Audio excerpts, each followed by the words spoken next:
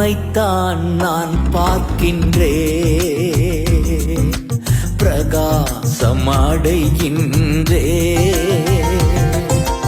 உம்மைத்தான் நான் பார்க்கின்றேன், பிரகாசம் அடைகின்றேன். அவமானம் அடைவதில்லை அப்பா, நான் உமது பிள்ளை. கர்த்தருக்கு ஸ்தோத்திரம். இன்றைய நாளுக்கான பரிசுத்த வேதாகம வசனம் 1 தீமோத்தேயு 1:14.